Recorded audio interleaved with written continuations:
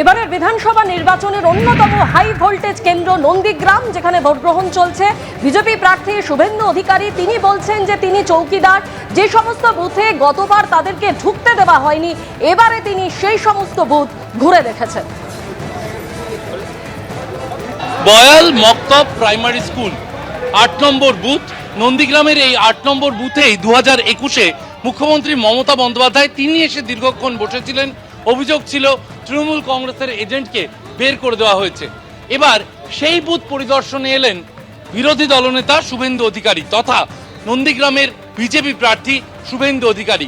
তিনি বয়াল মক্তব প্রাথমিক বিদ্যালয়ের সেই ৮ নম্বর বুথে এসে পরিদর্শন করে গেলেন এবারে কোথাও কোনো সমস্যা রয়েছে কিনা। ক্যামেরায় অজয় দাসের সঙ্গে শিবাশিস মৌলিক, এবিপি আনন্দ, নন্দীগ্রাম। যে বুথগুলোতে ঢুকতে দেয়নি তার মধ্যে এটাও ছিল, রাজারাম চক ছিল, নাকচিরাচর ছিল, কেন্দ্রামারির বুথগুলো ছিল, বঙ্কিম মোড় ছিল, ভূতা মোড় ছিল।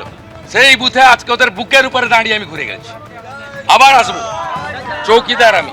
আপনাদেরকে জানিয়ে রাখি, দুপুর 3টে পর্যন্ত ভোট পড়েছে 78%। সবচেয়ে বেশি ভোট পড়ল দক্ষিণ দিনাজপুর এবং ঝাড়গ্রামে 81%।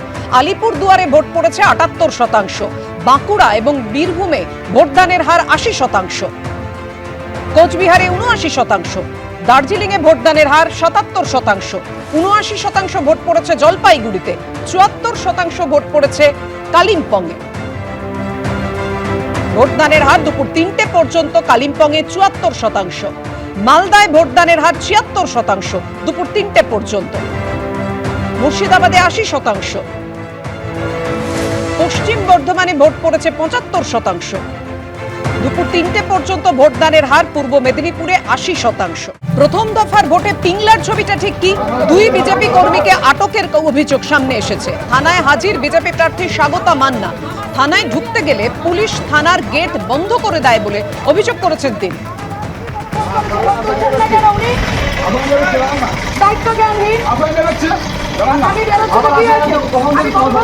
দুজনকে বিনা কারণে, কোনো কারণ নেই, হঠাৎ ওনারা বাড়ির মধ্যে ঘুমন্ত অবস্থায় ছিলেন। বাড়িতে গিয়ে মধ্যরাত্রে তুলে নিয়ে আসা হয়, যে কারণে কাল পুরো সারা রাত ধরে আমি ওসি সাহেবকে, পিংলা থানার ওসি সাহেবকে ফোন করেছি। উনি আমার ফোন রিসিভ করেননি এবং কোনোভাবেই আমার সঙ্গে কোনোভাবে কোঅপারেট করেননি। আজকে সকালেও ফোন করেছি, উনি কোনোভাবেই ফোনটা আমার রিসিভ করেননি, যে কারণে আমি বাধ্য হয়ে থানায় আসতে বাধ্য হয়েছি। থানায় আসতেই আমাকে এখানে কনস্টেবল দিয়ে আমাকে বাধাপ্রাপ্ত করা হচ্ছে এবং ভেতরে যেতে দেওয়া হচ্ছে না। অথচ ওসি সাহেব নিজেই ভেতরে আছেন, কিন্তু আমার সঙ্গে সাক্ষাৎ করতে চাইছেন না। আমার এখানে অক্সিলিয়ারি বুথ মিলে 321টা বুথের মধ্যে আমি তো এখনো পর্যন্ত কোনো ইনসিডেন্ট পাইনি। আমি নিজে 40টা বুথের বেশি ঘুরলাম আপনাদের নিয়ে। আমার সামনে কোনো খারাপ কিছু আমি দেখিনি। শুধু মোস্ট ওয়ান্টেড আসামি দুজন আমি যাওয়ার আগে ছিল। একটা শঙ্কু নায়ক, এনআইএ অভিযুক্ত, নন্দীগ্রাম বিএমটি স্কুলের সামনে। ওটা জানার পরে পুলিশ তাড়া করে আমার অভিযোগের ভিত্তিতে। আরেকজন কেন্দ্রামারিতে নিজের বাড়িতে তালা লাগিয়ে উনি মোটরসাইকেল করে ঘুরছিলেন, শেখ শাহউদ্দিন। একাধিক খুনের মামলায় ওয়ারেন্ট রয়েছে। তাকে পরবর্তীকালে সিআরপিএফ ওর বাড়ি সহ অনেক জায়গায় রেড করেছে। এই মুহূর্তে তাকে দেখা যাচ্ছে না, হয়তো মমতা ব্যানার্জির বাড়িতেই লুকিয়ে থাকতে পারে। কারণ শান্তনু সিনহা বিশ্বাস, প্রতীক জৈনের সপরিবারে মমতার বাড়িতেই লুকিয়ে আছে। আগে উডবেন ওয়ার্ডে চোরেরা থাকতো, এখন মুখ্যমন্ত্রীর বাড়িতেই সব চোর ডাকাতদের আশ্রয়স্থল হয়েছে। দেখো, পিংলা নিয়ে আমি দেখছি বিজেপির খুব মাথা ব্যথা। কেন আমি জানি না। বিজেপি তো অনেক পোলিংয়ে বসছে না, বাইরে বুথে অনেক লোক নেই, কালকে তো ঘরে ঘরে ঘোরেনি। তাহলে বিজেপি প্রত্যাশা করছে কি করে? আর যে অ্যারেস্টের কথা বলা হচ্ছে, পিংলাতে আমাদের লোককে কালকে পুলিশ অ্যারেস্ট করেছে। আবার বিজেপির যারা কেস ছিল আসামি, তাদের 2-1 তো করেছে। আমাদের তো বরং অভিযোগ পুলিশ আমাদের লোককে বেশি করেছে, বিজেপির লোককে কম করেছে। পুলিশ তার শৃঙ্খলা রক্ষার্থে ভোটটা যাতে সুস্থভাবে হয় সেজন্য করেছে। সেজন্য বিরোধী নেতার এত মাথা ব্যথা, সবার এত মাথা ব্যথা। দেখো, আমার মনে হচ্ছে এইসব বলে জল ঘোলা করার চেষ্টা, হারার আগে হেরে বসে আছে। সেই জন্য পিংলা নিয়ে এত মাথা ব্যথা বিজেপির রাজ্য নেতৃত্ব দেখাচ্ছে। আসানসোলের পাশাপাশি মালদার চাঁচলের দিকে নজর রাখবো, যেখানে বিজেপি প্রার্থীর পোলিং এজেন্ট তাকে মারধর করার অভিযোগ উঠল এবং তার গাড়িও ভাঙচুর করা হলো। গুরুতর আহত অবস্থায় ওই পোলিং এজেন্ট হাসপাতালে ভর্তি। অর্থাৎ অভিযোগ পাল্টা অভিযোগ। আসানসোলে অগ্নিমিত্রা পালের গাড়ি ভাঙচুর করা হয়েছে এমনই অভিযোগ। আসানসোল দক্ষিণের বিজেপি প্রার্থীর গাড়িতে হামলার ঘটনা ঘটল। বিজেপির অভিযোগ তৃণমূলের বিরুদ্ধে। অন্যদিকে মুর্শিদাবাদের নওদার ছবি আপনারা সকাল থেকেই দেখেছেন যে দফায় দফায় কিভাবে উত্তপ্ত হয়ে ওঠে নওদা। একদিকে দেখা যায় হুমায়ুন কবিরের সঙ্গে তৃণমূল কর্মী সমর্থকদের বচসা এবং হাতাহাতি, এবং একসময় হুমায়ুন কবিরের গাড়িতে ভাঙচুরও চালানো হয়। আর এই ঘটনায় ইতিমধ্যেই অ্যাকশন টেকেন রিপোর্ট তলব করেছে নির্বাচন কমিশন। লরির সামনে চেয়ার নিয়ে হুমায়ুন কবির রাস্তায় বসে পড়েছেন এবং উল্টো দিকে তৃণমূল কর্মীরা তারা জমায়েত করে রয়েছে। হুমায়ুন দা রাস্তায় পুলিশ এখানে পুরো তৃণমূলের দালালি করছে। নওদা থানার পুলিশের একটা অংশ তৃণমূলের মস্তান বাহিনী বেআইনি রিভলভার নিয়ে পুলিশের সাথে পুলিশের ব্যাগ ছিনতাই করে নিচ্ছে। পুলিশ তাদের বিরুদ্ধে কোনো অ্যাকশন করছে না। এর জন্য মুর্শিদাবাদের পুলিশ এখানে অ্যাডিশনাল এসপি মজিদ খান আছে, সে কি করছে যে শুধু আমাদের হটাচ্ছে আর এখানে মস্তান বাহিনী আমাদের উপরে চড়াও হতে আসছে। এর শেষ দেখে তারপরে নওদা ছাড়বো। রাস্তা কাছে আছে, রাতভর আর্মস নিয়ে মহিলাদের উপরে অত্যাচার করেছে, রাতভর পুলিশ নিয়ে। এর যতক্ষণ বিচার না দেবে ততক্ষণ পর্যন্ত নওদা থেকে যাচ্ছি না, যাব না। তৃণমূল শান্তভাবে উন্নয়নের উপর দাঁড়িয়ে ভোট করতে চাইছে এবং হুমায়ুন কবির যে কীভাবে ভোট করতে চেয়েছে এবং কাদের স্পন্সরশিপ নিয়ে কোন চক্রান্তে ভোট করতে চেয়েছে সেটা তো সব ফাঁস হয়ে গেছে। ওর কাজ প্ররোচনা দেয়া, গণ্ডগোল তৈরি করা যাতে কেন্দ্রীয় বাহিনী ঢুকতে পারে, তো সেগুলো বিজেপির দেয়া অ্যাসাইনমেন্টগুলো করছে। আর মুখের ভাষা, ছি ছি ছি ছি। এবার সিতাইয়ে যে ঘটনা ঘটেছে, যে অভিযোগ সামনে এসেছে রাখবো আপনাদের সামনে। বিজেপির পোলিং এজেন্টকে ছুরি মারার অভিযোগ তৃণমূলের বিরুদ্ধে। সিতাই বিধানসভার 270 নম্বর বুথের ঘটনা।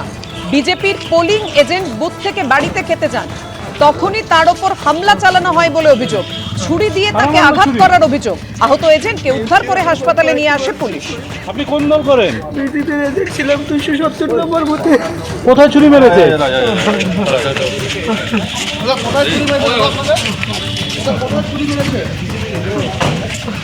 কি নাম আপনার? জাহানুর। আমি খাইতে গেছিলাম বাড়িতে, আমাকে টিএমসির হার মাত্রা। পানিহারি হাই স্কুলের সামনে বিজেপি প্রার্থী কুমারগঞ্জের বিজেপি প্রার্থী শুভেন্দু সরকারকে মারধরের ঘটনায় এবার পুলিশের তৎপরতা দেখা যাচ্ছে। পানিহারি এলাকায় যেখানে মারধর করা হয়েছিল বিজেপি প্রার্থীকে, ঠিক সেইখানে এবার তল্লাশিতে নেমেছে পুলিশ। যারা অভিযুক্ত বিজেপি প্রার্থী শুভেন্দু সরকারকে মারধর করেছে এবং সেই ভিডিও একবারে প্রকাশ্যে এসছে, সেইখান থেকেই জেলার পুলিশ সুপার চিন্ময় মিত্তাল তিনি জানালেন যে যারা অভিযুক্ত তাদেরকে চিহ্নিত করা গিয়েছে এবং পুলিশ তাদের খোঁজে তল্লাশি চালাবে এবং তাদের বিরুদ্ধে আইনানুগ ব্যবস্থা নেওয়া হবে। এবং সেই ছবি দেখা যাচ্ছে এই মুহূর্তে কেন্দ্রীয় বাহিনীকে সঙ্গে নিয়ে পুলিশ গোটা এলাকায় টহল দিচ্ছে এবং অভিযুক্তদের খোঁজেও তল্লাশি চালানো হচ্ছে, এমনটাই পুলিশের তরফ থেকে জানানো হয়েছে। কিন্তু এখন প্রশ্ন, যেখানে বারবার নির্বাচন কমিশন অবাধ, শান্তিপূর্ণ, হিংসামুক্ত ভোটের কথা বলেছে, সেখানে প্রার্থী নিজেই আক্রান্ত হলেন কুমারগঞ্জে। সেখানেই প্রশ্ন উঠছে, তাহলে কোথায় ছিল কেন্দ্রীয় বাহিনী? সকাল থেকে যখন বিজেপি প্রার্থী অভিযোগ করছিলেন তাদের এজেন্টদের বসতে দেওয়া হচ্ছে না, বিভিন্ন জায়গায় জটলা হচ্ছে, তারপরেও কেন ব্যবস্থা নেওয়া হবে না? কেন বিজেপি প্রার্থীর উপর হামলা হওয়ার পর তারপর পুলিশ আর কেন্দ্রীয় বাহিনীর তৎপরতা দেখা গেল? এই নিয়ে প্রশ্ন কিন্তু থাকছেই। ক্যামেরা প্রীতম চক্রবর্তীর সঙ্গে ব্রতদীপ ভট্টাচার্য, এবিপি আনন্দ, দক্ষিণ দিনাজপুর। এই পুরো এলাকাটা তৃণমূল কংগ্রেস একটা জঙ্গল রাজ তৈরি করেছে। প্রাণসাগর থেকে শুরু করে চালুন, বাঁশুরিয়া, অশোকগ্রাম, এই যে বিস্তীর্ণ এলাকা, এই এলাকাতে এর আগে আপনারা দেখেছিলেন যখন দিল্লিতে একটা ঘটনা ঘটেছিল করোনার সময়, তখন তবলিগি জামাতের তখনও এই এলাকার রোল পাওয়া গেছিল। তৃণমূল কংগ্রেস ভাবছে এই সমস্ত উগ্রপন্থী, উগ্র মানসিকতার মানুষের তাদের ভর দিয়ে তারা ভোটে জিতবে। তৃণমূল জিততে তো পারবে না, কুমারগঞ্জ হারবে এবার তৃণমূল।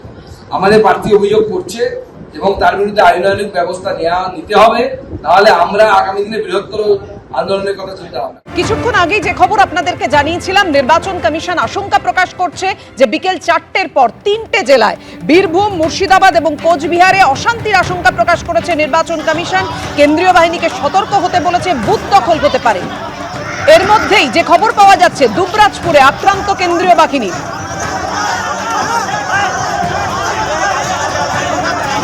দুবরাজপুরের ছবি রেখেছি আপনাদের সামনে। কেন্দ্রীয় বাহিনীর ওপর ইট বৃষ্টির ঘটনা ঘটল। পুলিশের গাড়িও ভাঙচুর করা হয়েছে দুবরাজপুরে।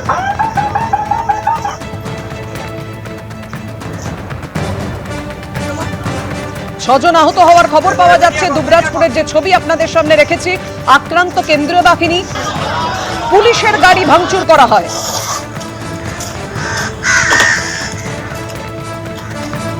একেবারে গাড়ি ভাঙচুর, অশান্তির ছবি, ইট বৃষ্টির ছবি এই ছবিতেই স্পষ্ট। ভাস্কর মুখোপাধ্যায় আমাদের প্রতিনিধি আমাদের সঙ্গে রয়েছে। ভাস্কর, আরো বিস্তারিত জানাও, ঠিক কি ঘটেছে?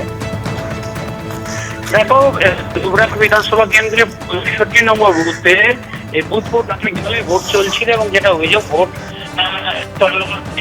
শান্তি হয়। তারা একটা নির্দিষ্ট দলকে যখন ভোট দিচ্ছিলেন, কিন্তু সেই দলে ভোট পড়ছে না, অন্য দলে গিয়ে সেই ভোট পড়ছে। এই নিয়ে একটা অশান্তি চলছিল এবং অশান্তিতে প্রায় ঘন্টাখানেক ধরে চলছিল। এবং এরপরই কেন্দ্রীয় বাহিনীর জওয়ান যারা ছিলেন তার থেকে অতিরিক্ত কেন্দ্রীয় বাহিনী জওয়ানদের সঙ্গে তর্কাতর্কি শুরু হয়। না, আমাদের প্রতিনিধির সঙ্গে আমাদের যোগাযোগ বিচ্ছিন্ন হয়েছে। আপনারা দেখতে পাচ্ছেন সেই মুহূর্তের ছবি আপনাদের সামনে রেখেছি। দুবরাজপুরে আক্রান্ত কেন্দ্রীয় বাহিনীর ওপর ইট বৃষ্টি হয়, পুলিশের গাড়ি পর্যন্ত ভাঙচুর করা হয়। এবিপি আনন্দ, এগিয়ে থাকে, এগিয়ে রাখে।